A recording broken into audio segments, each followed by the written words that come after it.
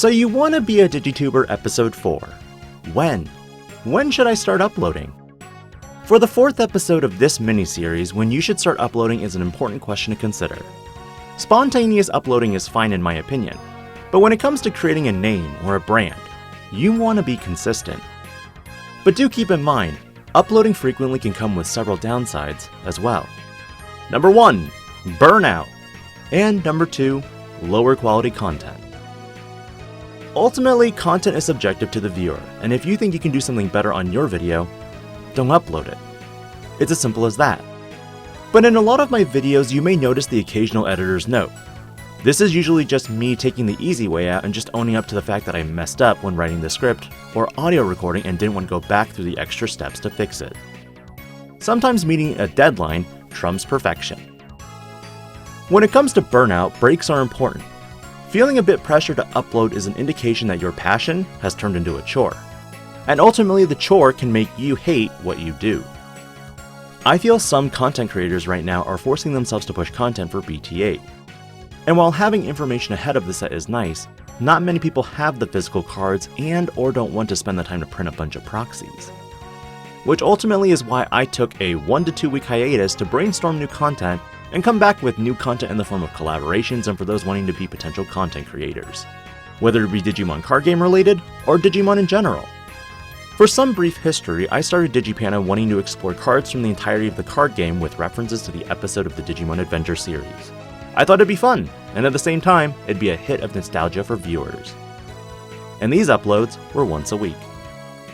But in combination with viewership and the time it took me to make the videos, it didn't feel like there was value in what I was doing. So in pivoting, that's where I started making deck profile videos. But the video upload rates became frequent and eventually something happened. You guessed it, burnout.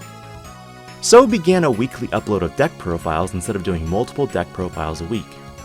After all, that was a lot of sleeving, de-sleeving, and testing in a short time. And since these decks were meta-related, I decided to upload them on Monday for Meta Monday episodes. Alliteration is a tactic that I used from reading about comic books and their superhero names. And even though the concept existed before 1956 with Wonder Woman, Billy Batson, Lex Luthor, and Lois Lane, Stan Lee commonly did this for people who have a terrible memory. No, I'm not saying my viewers have a bad memory, but recognition that it's Monday will get my viewers to hop back to the channel more likely if they want to see a new meta deck on Monday, or a tactic that might be done on my Tactical Tuesdays. As for Wednesdays, the What If series was something that required more thought and research than just playing card games.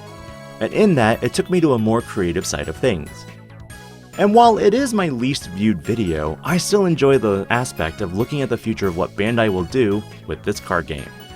This was the vision of how I do uploads on the channel.